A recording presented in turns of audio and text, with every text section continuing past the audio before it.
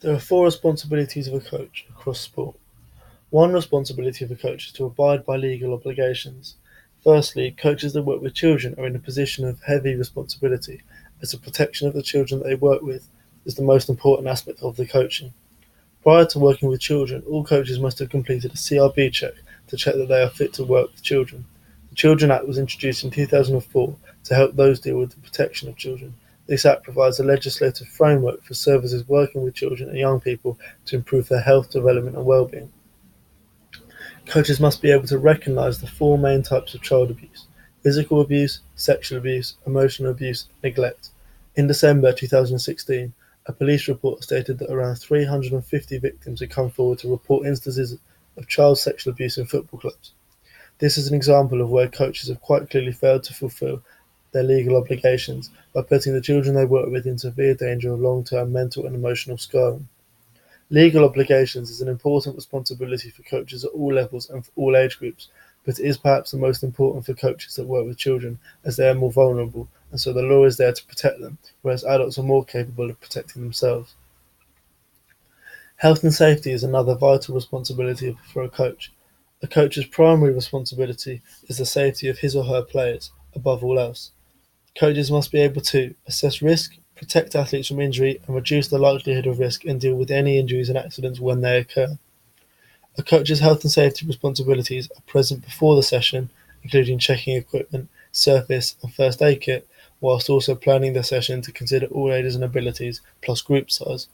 They are also responsibility for the health and safety of all the athletes during and after the session. During the session, the coach must ensure that all athletes warm up, remove any jewellery or non-sporting attire, give clear instructions to avoid accidents, and instruct a cool-down activity at the end. After the session, the coach must evaluate the health and safety once again and report any incidents. Although a coach can assess a scenario for any risks, sport is ultimately a risk-filled activity, especially contact sports, meaning that accidents and injuries are likely to occur. When this happens, it is the coach's responsibility to deal with the situation. All coaches must complete health and safety checks that meet the requirements of their sport's national governing body. For example, Sport England state that all goals must be fixed to the floor when playing ball sports in a sports hall. Health and safety is again important at all levels, but again may be important for young children or perhaps worse behaved children in a setting such as a school. For these types of class, the children tend to be less responsible for theirs and their peers' safety, and so the coach has greater responsibility to complete effective health and safety checks. Coaches must ensure that they are legally insured to take part in and lead physical activity.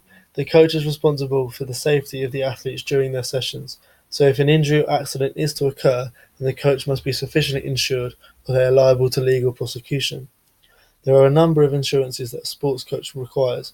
Firstly, public liability insurance, which covers any legal costs if a third party is injured while you are coaching a session.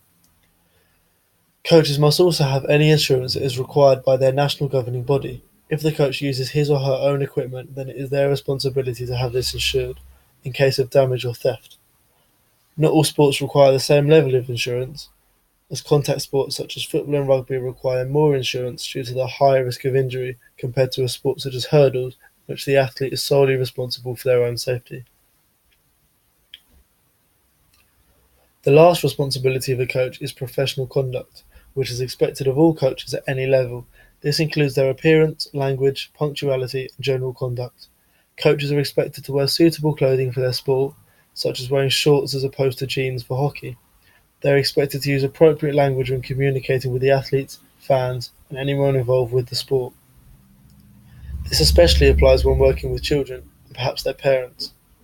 Coaches are also expected to prepare for and plan sessions in advance and use appropriate interactions and respect the personal space and social wishes of their athletes.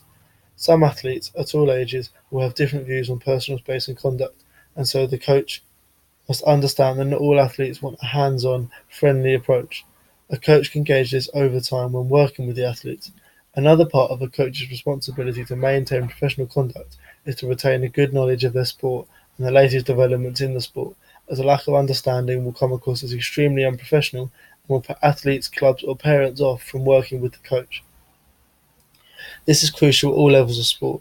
At youth or amateur level, Unprofessional conduct can lose clubs or organisations' business by warding off prospective customers, while also possibly putting children off of sports participation.